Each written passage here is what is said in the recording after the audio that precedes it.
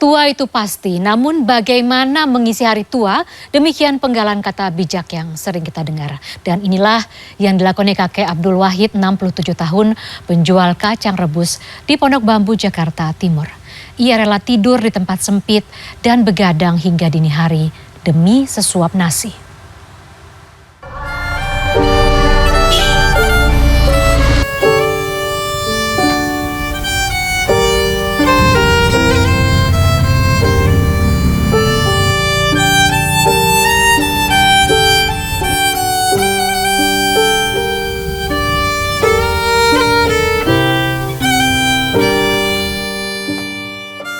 Pagi belum juga berlalu saat bedeng kecil yang hanya berukuran 1 kali 2 meter ini mulai nampak ada kehidupan. Inilah 2 kamar semi permanen yang ditempati kakek Wahid dan anaknya Saifuddin di lahan kosong milik Kosep, warga Pondok Bambu, Jakarta Timur.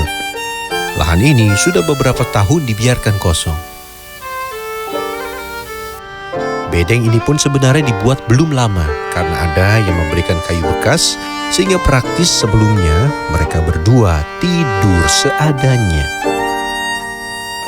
Bapak anak ini adalah penjual kacang rebus yang berkeliling di seputaran Pondok Bambu hingga kawasan Cipinang hingga banjir Kanal Timur sejauh 5 km. Sementara sang istri, menantu dan 2 cucu kakek tinggal di dusun Japura Bakti, Kecamatan Astana Japura, Kabupaten Cirebon, Jawa Barat. Sejak pagi, kakek 67 tahun ini telah berkutat dengan bahan dagangannya, yaitu kacang tanah. Kacang mentah yang didatangkan 3 hingga 4 hari sekali harus diolah kakek Wahid terlebih dahulu. Sejak muda, kakek Wahid telah mengadu nasib di kota Jakarta. Pernah berjualan minyak tanah di kawasan Cililitan, hingga yang paling lama adalah berjualan buah-buahan di Pasar Raja Wali, Pademangan, Jakarta Utara. Sekitar Februari 2015, Pasar Raja Wali digusur sehingga Wahid harus memutar otak hingga berjualan sop buah. Dan terakhir berjualan kacang rebus sejak 5 tahun hingga saat ini.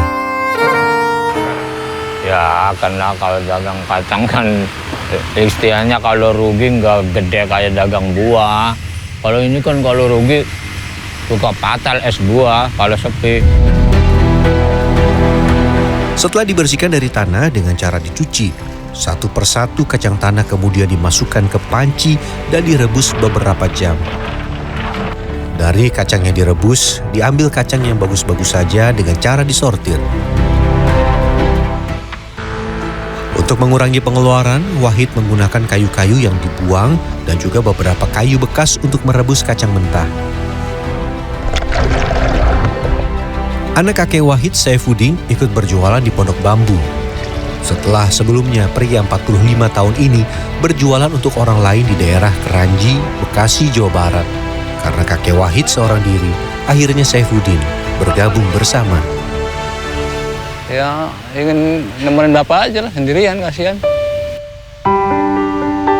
Meskipun saat ini bersama dalam satu tempat, antara bapak dan anak ini punya daerah operasional tersendiri. Bahkan sejak mengolah pun masing-masing sudah sendiri-sendiri.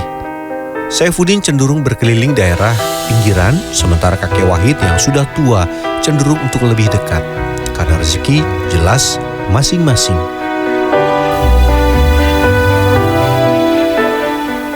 Dalam sehari rata-rata kakek Wahid mendapatkan keuntungan Rp50.000. Keuntungan yang diterima kakek Wahid tidak terlalu besar, hanya cukup untuk makan dan minum saja. Ya tapi ya gitulah, tergantung rezeki kita. Kalau hujannya terus-terusan ya udah. Karena tahun baru nggak bisa dagang.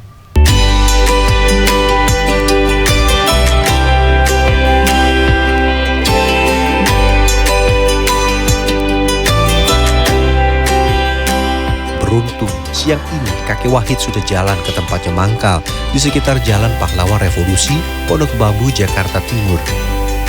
Sambil menunggu pembeli, kakek biasanya sudah menyiapkan kacang yang dibungkus dari kertas. Karena pembeli biasanya hanya mau yang sudah dibungkus dan tinggal dibayar saja. Kacang rebus disukai sebagai cemilan pada siang atau sore hari.